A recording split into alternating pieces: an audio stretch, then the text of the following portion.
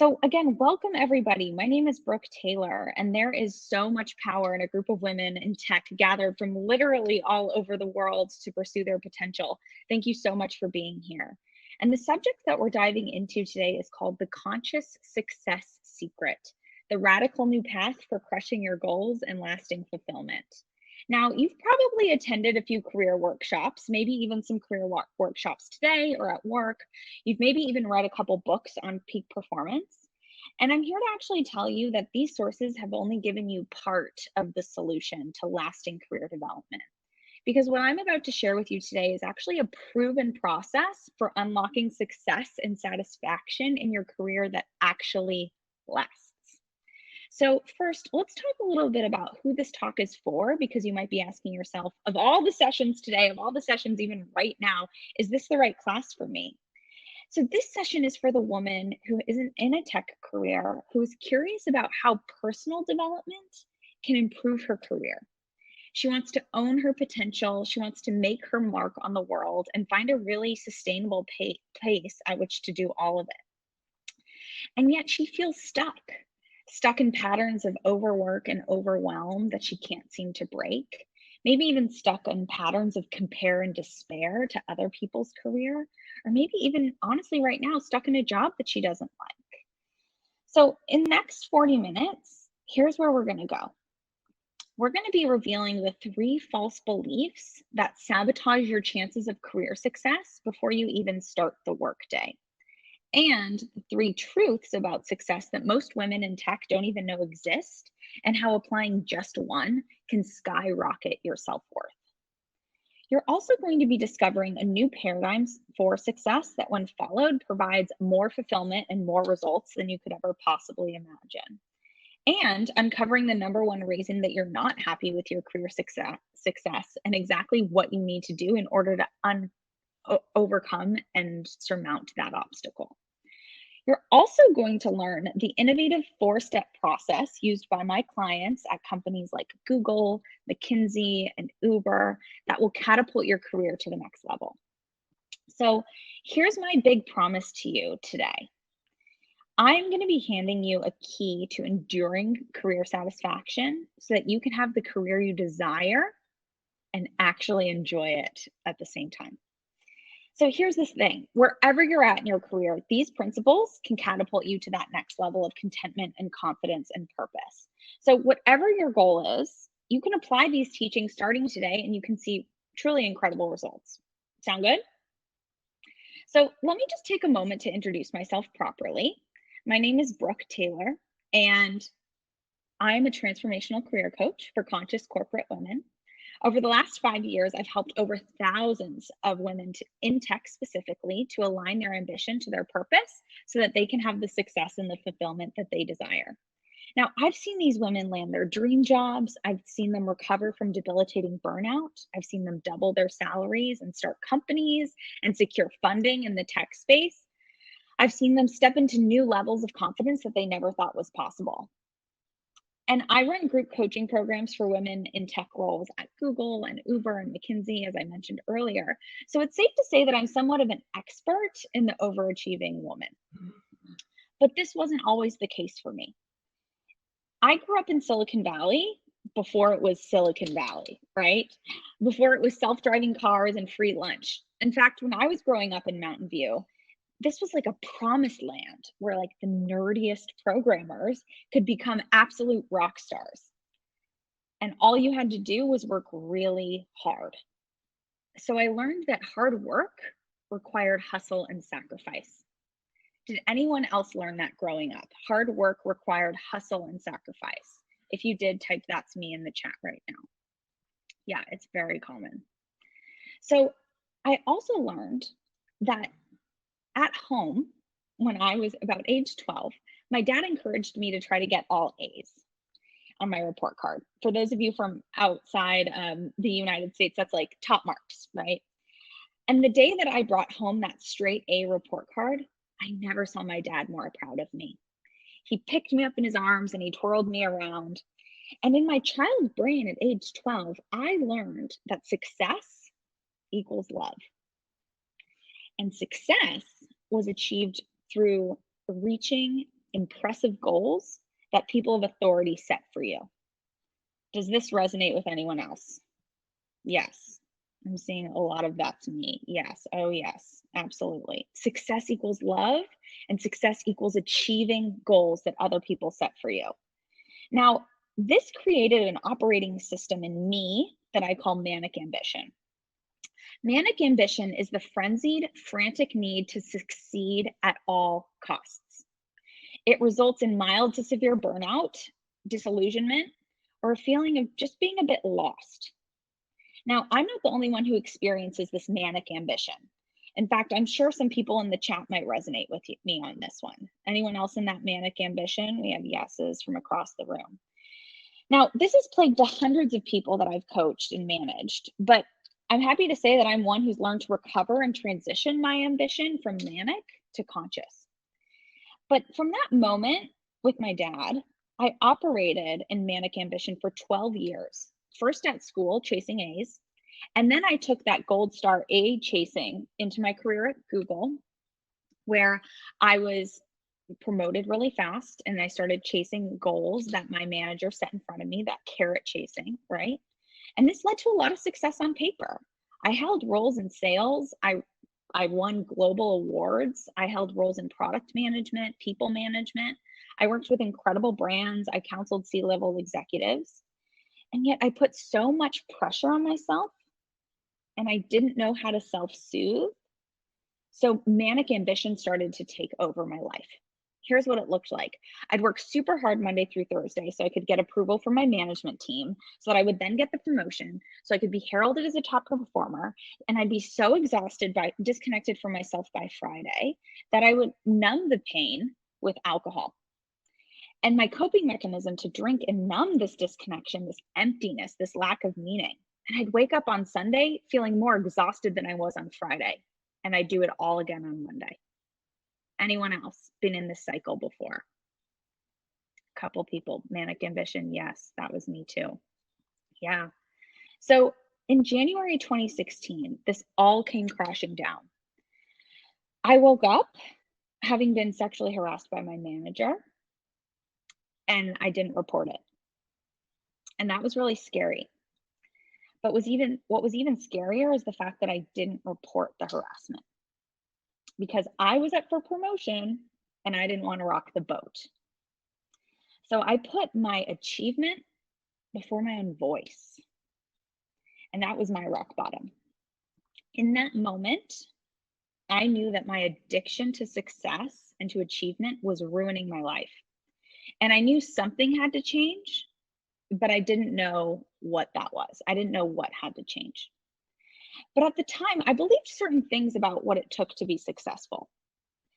Things like, I have to say yes to everything, or people won't think that I'm committed or a top performer. Anyone else? I must sacrifice in order to get what I want. Or even that little voice in the back of my head that said, if you relax a little bit, you're going to lose your edge. Or a top performer doesn't let any balls drop. Anyone else? So you're probably thinking, okay, why am I stuck in this place? And how the heck am I going to get myself moving again so I can create this life and this career that I want? And you might be resonating with my story. You might not be resonating with all of it, but you might be resonating with some of the feelings. So rather than the extrinsics of what happened, you might resonate with those feelings of feeling lost or stuck. Now it's time for us to explore those three false beliefs, the three biggest beliefs that are actually trapping you, and how busting just one of these beliefs can completely transform these toxic cycles and your relationship with your work. So I want you to get your pen and paper ready because you're going to want to write these down. So false belief number 1, success requires hustle and grind. So this belief is almost so obvious that it bears no explanation, right? And when we think of successful people in corporations, they work long hours, they probably don't see their families very often. And we hear podcast interviews with these godlike figures who wear their 15-hour work days like a badge of honor and the reason for their incredible success. In fact, the industries that pay the most pay employees that work the longest amount of hours. Industries like tech or banking and consulting or law, those are the ones that pay the most. Even parables like no pain, no gain, or if it's not hard, it's not worth having. These are taken as fact in our culture. Now, this cultural belief that success requires hustle and grind, it didn't just come about on accident. This belief actually dates back 200 years to the Industrial Revolution. In the late 1700s, there was this transition into large scale manufacturing in Europe and the United States. So, for the first time, people started leaving their farms and shops and going to work on the manufacturing lines. The primary value of a worker in the manufacturing line was literally how long they could stay at their post. And the productivity of the worker was linked to their entire value. Phrases like she's a machine or she just churns out work, they're all rooted in the Industrial Revolution. And yet, today, despite all of our technological advances, we are working just as many hours as we were 200 years ago. Our email is the new manufacturing line. Why? Because our culture still believes that success requires hustle and grind, and it's costing us our humanity and our life. But here's the truth. True success requires surrender, trust, and alignment. There is an ancient yet very new paradigm around work. There's this return to old wisdom around this concept of alignment. And when things are in alignment, there's this flow. And when you're in flow, you're not pushing, you're not forcing, rather, you're gliding and you're riding. It feels like you're going downstream, not forcing upstream. It feels joyful, it feels natural, and it feels exciting. And there is a force to tap into, but it's not the force that you've been using. It's this universal flow force called flow. So, like in Star Wars, you're harnessing what's already within you and around us. Luke Skywalker doesn't feel like he's hustling or grinding to defeat the Sith, right? He feels on purpose. He feels engaged. He feels powerful. He feels like time is irrelevant. You're never drained. You're never tired because you're being pulled forward in this effortless way. So, there are some ways that you can get into flow. You can do that through alignment between your intuition and your actions. This is done by tapping into your intuitive knowing, what I call your internal guidance system, and taking the action that your internal guidance system is directing you towards. Another way is designing a career with passion and purpose. Passion and purpose are direct access to flow, right? Think about the things that you do by choice where time expands. That is flow. And purpose and passion are a direct point of entry to that. Also, trusting yourself, trusting life, and trusting this universal flow itself is a way to actually go into that downstream, right? Because when we're in acceptance and when we're in trust, we're in a downstream place. We're in that flow. Now, this is not to say that grit is not required to get to success. It absolutely is. But here's the difference. So, hustle and grind culture is fear-based. It's pushing to control an outcome to get your own needs met, which is inherently selfish. It's self-centered, it's unconscious, and this is what leads to burnout. Whereas grit is esteem building. Grit is based on possibility, and it uses flow, so it's sustainable. It's like this external battery pack that you can plug into. So using flow and grit actually leads to better results because you can do more without burning out. Your confidence is also boosted because you're in your integrity and you're in alignment with your values. So the people you work with, they don't feel like they're being hustled or forced or manipulated. And in this way, flow is more effective than grinding and hustling ever could be. Now let's go on to the next myth. This next myth is that success is a destination. Success is a destination. So I want you to type in the chat, if everyone can find the chat really quick. I want you to answer this question. When I'm successful, then what do you expect to happen when you've succeeded in meeting all your goals? What do you think is going to happen? When I'm successful, then what? Then I'll finally start a family. Then I will relax. Then I'll have time. Then I'll finally have time for my family. Then I'll be happy. Then I'll finally feel valued. Then I'll feel respected, accomplished. I'll have my needs met. I'll have more money. Then I'll have the freedom that I want. Yes. Then I'll finally have control. Then I'll be respected. Yes, ladies. That's right. Now, here's the thing. Corporate structures are designed to encourage a constant ladder climb, or what I call a treadmill to nowhere. They are engineered such that everyone is focused on reaching their next goal. Have you ever thought about how promotion structures are literally gamified? Everyone's focused on reaching their next goal so that they can have this ability to have more autonomy, more respect, more freedom, more agency. And when you're junior, you feel like you're a literal cog in a machine. And the only way for you to escape this grind and have influence is to get to the top. So the problem is that all of us in some way believe that success is a destination, somewhere that you arrive to after years of hard work and sacrifice. Now, being able to enjoy your life is the reward for this sacrifice, as so many people have illustrated in the chat so vulnerably. You're waiting for your life to start after you reach this indeterminate marker that keeps moving all the time. A new number in your bank account, a new title, a new company, the next job, et cetera, et cetera. So as a result, you're literally chasing this dragon. You never feel like you've gotten there, wherever there is, because you're constantly climbing this treadmill to nowhere. And yet, if you don't play this game, you fear that you'll be judged. If you're not chasing this next big opportunity, you start to believe, am I a true visionary or a leader? Or am I just complacent and lazy, right? But here's the truth. There is no such thing as arrival. You never arrive, ever. Sorry, there's this thing that, okay, there we go. You'll never arrive, ever. Because to arrive means to stop the flow of life itself. If you arrive, then you're actually dead.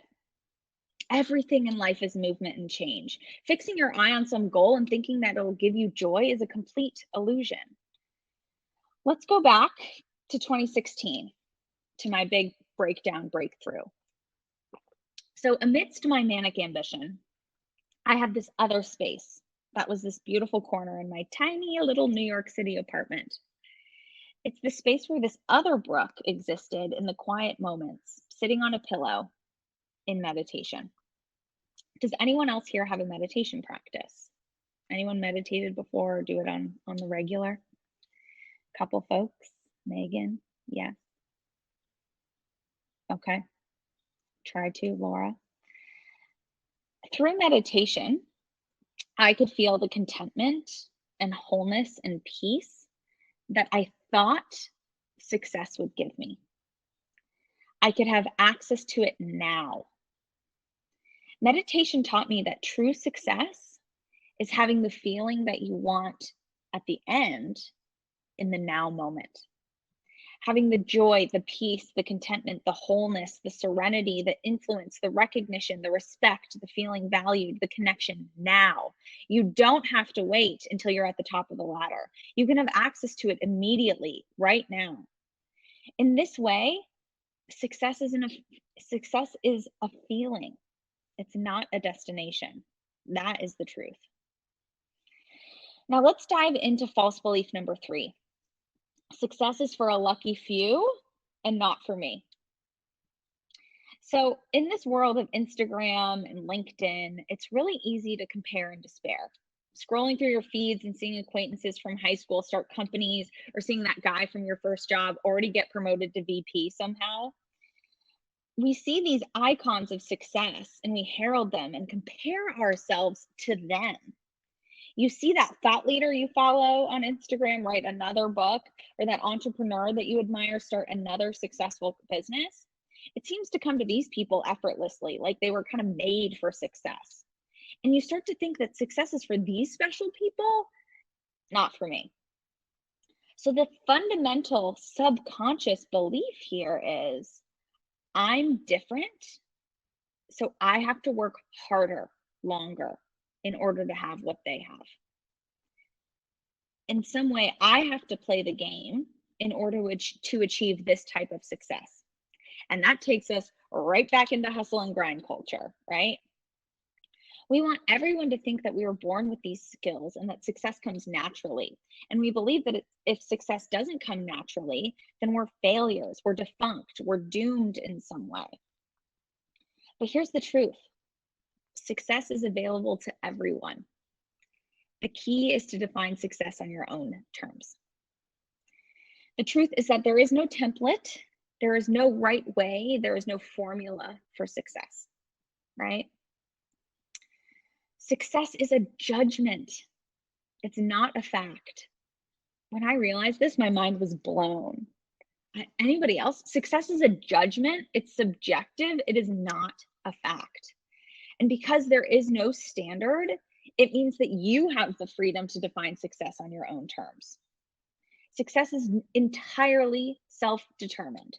It is really about harnessing your own unique power and vision and gifts and goals in a way that feels good for you, nobody else. So success is whatever you want it to be.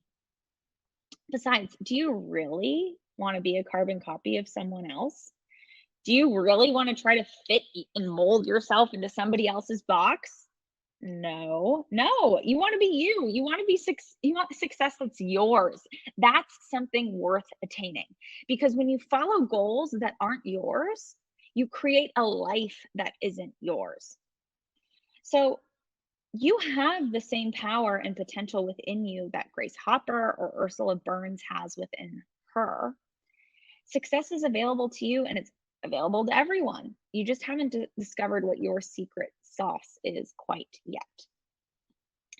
Okay, so now that you understand the 3 false beliefs about success and the 3 truths, it's time to go a layer deeper. And I'm just noticing in the chat, a couple folks chiming in here. Yes, this is so true. I'm successful now. Yes, Sandra, I love it. That's so true.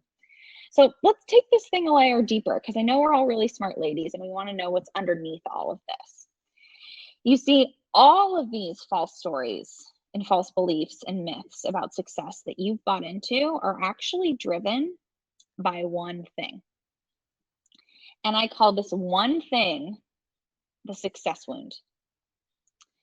The success wound is the pain that comes from mistaking your success for your self-worth. I'm going to say that again. The success wound is the pain that comes from mistaking your success from your self-worth. It is the belief that your worthiness of love and belonging is contingent upon what you achieve, what you produce, or what you do, rather than who you are. Does this resonate with anyone? Type it in the chat if this sounds familiar. Yes, Shanna, guilty. Yeah. Yes. So let me tell you about how this is created. The success wound was programmed in your mind at an early age, probably about 11. You picked it up while you were at school and you got a gold star when you got a high grade on a test, or when you followed the rules. This is just like my story with my dad. As a child, I learned that success equals love. You might have even picked up the success wound when you saw your mom or your dad or your grandparents working long hours, and you heard them say at the dinner table, you got to work hard if you want to be successful, right? These messages were spoken and unspoken, and they played like a record on repeat in your brain by your family, your community, the media, your educational system, your religion. And now here you are living your life as an adult, still running off those old, outdated programs, wondering why you're burning out and you never feel good enough. So it's no wonder. How does the success wound secretly sabotage your chances of success? Well, if it isn't obvious already, the success wound is buried deep in your subconscious mind, and it's quietly driving everything that you do. So first, the subconscious mind controls 95% of your behavior. 95%. So if your subconscious mind believes that your worthiness of love and belonging is contingent upon what you achieve, then you literally will not feel safe unless you are achieving. You literally cannot transcend these false stories until you have addressed your success wound. Second, The success wound is what drives you to believe these false stories in the first place. It's what drives you to control and push to make something happen. It's what motivates the scarcity mindset in you or this desire for significance. It's what leaves you feeling burnt out, or it becomes about amassing power or control. And you end up losing trust with yourself because you're following somebody else's script for what success looks like.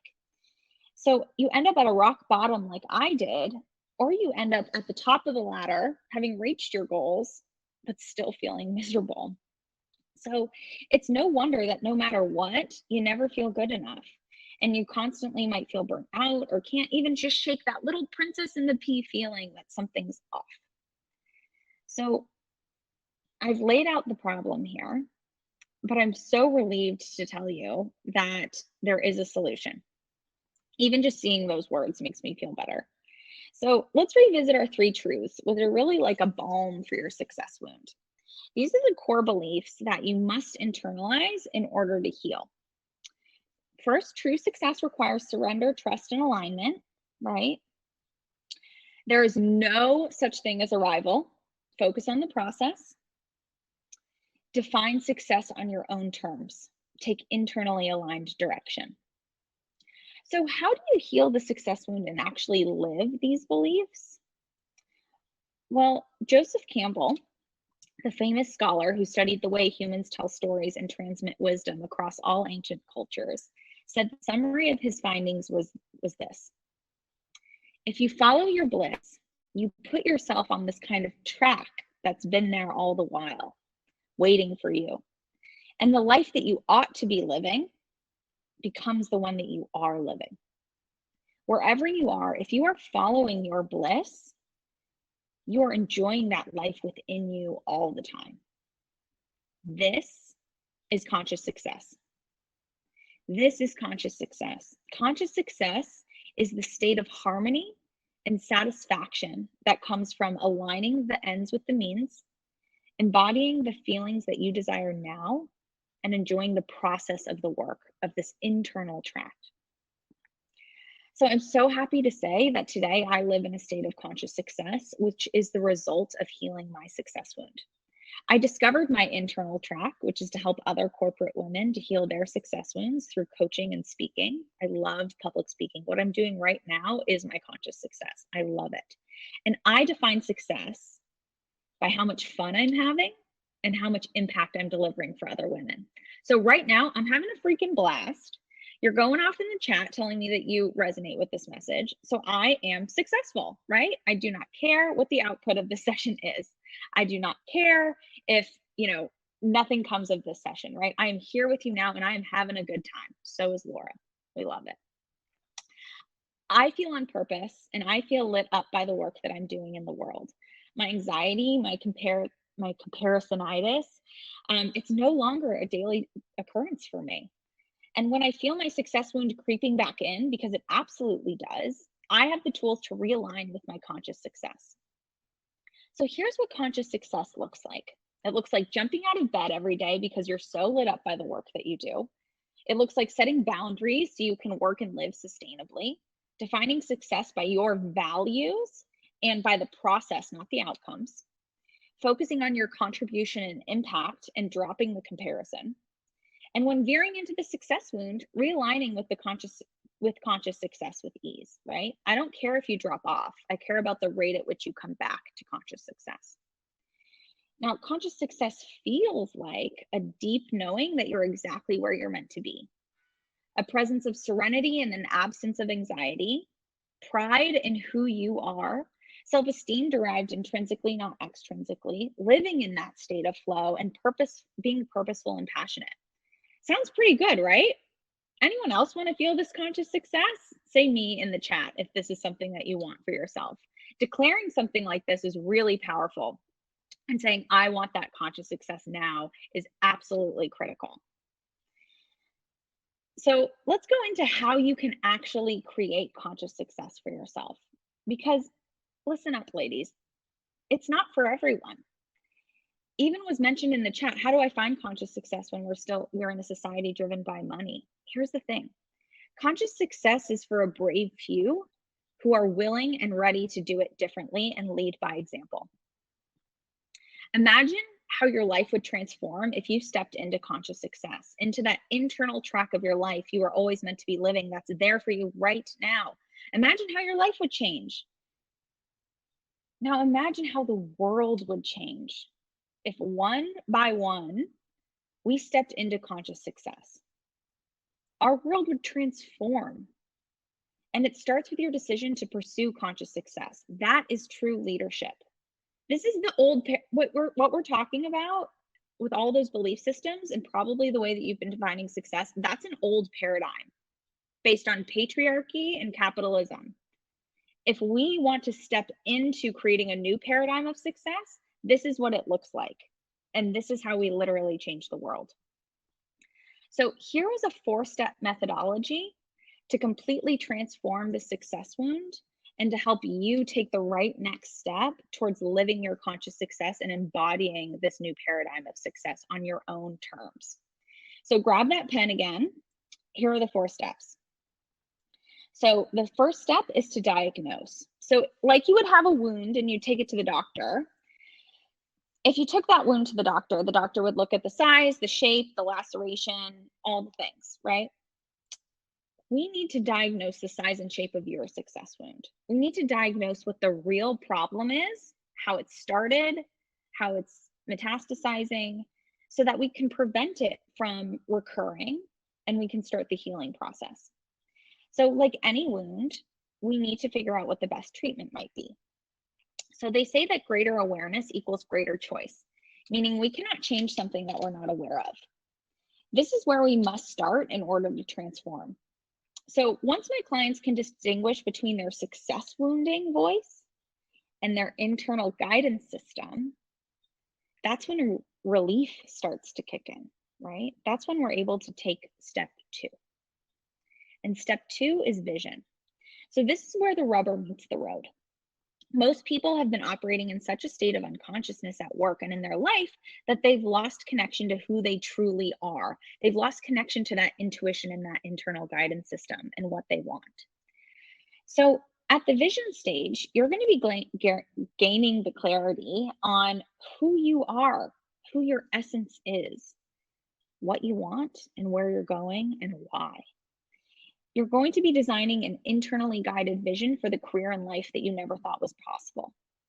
You will reacquaint yourself with your internal guidance system and learn how to take cues and directions from your highest sense of self rather than from your success wound programming. This is a revolutionary step, and this is the step at which most of my clients start to feel clarity around what it is that they actually want once they start taking cues and direction from their internal guidance system, not the socialized success wounding. Step 3 is to heal. So remember how the subconscious mind drives 95% of your behavior? This is where we literally reprogram the beliefs and the patterns that you identified in the diagnose section so that you can achieve your vision, step 2, without sabotaging it. So this step is critical. It can't be skipped. It can't be shortchanged. In a lot of instances, it actually can't be done alone. So I use a proven and proprietary modality of healing the success wound that combines psychosomatic treatments, neurolinguistic processes, energy work to instill the most productive beliefs into your subconscious mind so that you can achieve your vision effortlessly. So after people have healed the most critical parts of their success wound, they actually start to feel free and joyous and content. They can take a vacation without their mind racing. They can say no with greater ease and without guilt, and they can start to activate on their vision without sabotage. So step 4 is emerge. You're in the same skin, but you're no longer the same self. You're taking exciting steps to activate your vision and manifest your magic lane. This is where you're going to be activating on your vision from step 2, right? And actually bringing it to life. So this could look like a job search, landing your dream job, taking the next step in your leadership or management journey, stepping into a new role, or maybe launching a company. So let me tell you just a quick story about my client, Jen.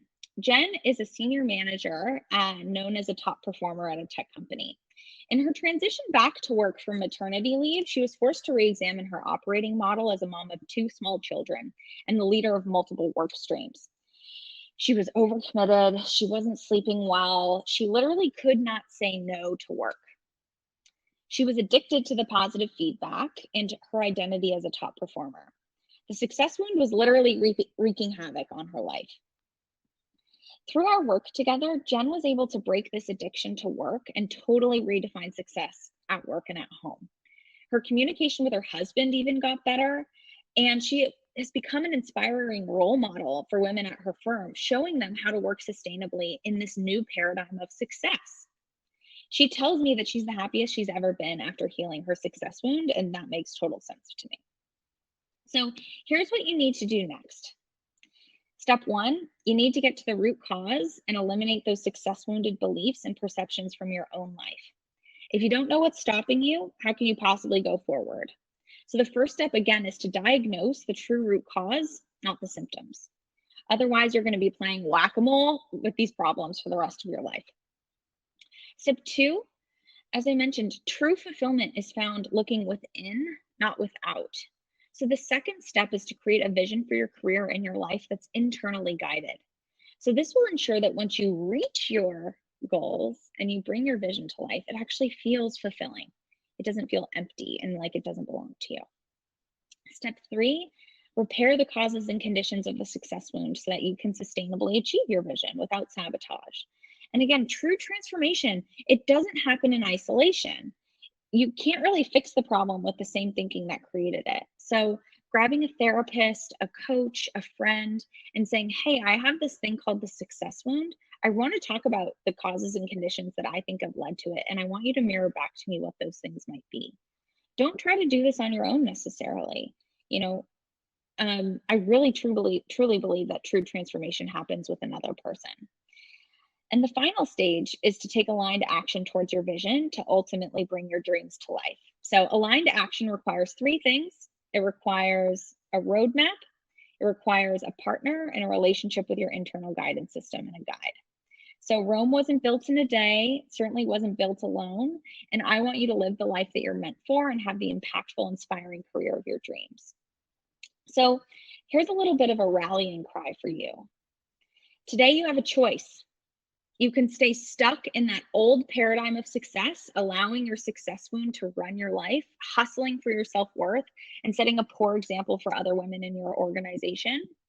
Or you can step into your conscious success and bravely choose to embrace the truth that success is a feeling, it's not a destination. And choosing to align your ambition with flow and purpose and evoking a new paradigm of success as a leader. Because we need you in your conscious success. We need you in tech, leading the way and building technology in a conscious way, not a subconscious way, not in a way that's been done before or in a way that's dominated by patriarchal values. We need you in your conscious success. So thank you all so much for joining me. What an absolute pleasure it's been. I have a couple things for you here. I have a worksheet, which is called Creating Your Next Big Career Move with the Get Unstuck worksheet. I put it in the chat. You can download it. You can take a couple first steps to create what the next step in your life and career might be. Thank you so much for joining. You can follow me on Instagram. I talk all about the success wound and how to heal it. I'm Brooke V. Taylor. And you can also always apply for a free strategy session with me at brooketaylorcoaching.com/contact. Do I only work with, I work with women only. Apologies. It's part of my purpose and passion is women only. But if you are curious about coaching, I have some other men that I can refer you to. Thank you all so very much. I hope to hear from you soon. Take care. Have a great day. Bye, everybody. I'll stay on if there are any questions. I know there were probably questions throughout, but if there are any kind of burning questions, let me know. Thank you so much. Bye, Anna. Bye, Crystal. Thank you so much. Bye, Laura. Do I have LinkedIn? I do. I do have LinkedIn. I think you should be able to find it on my profile. But it should be, I'll drop it in the chat for you in a second. Bye, everybody. Bye, Megan. Good to see you. Thank you so much. If there are any final questions, happy to answer them. Otherwise, Take care. I'll see you soon.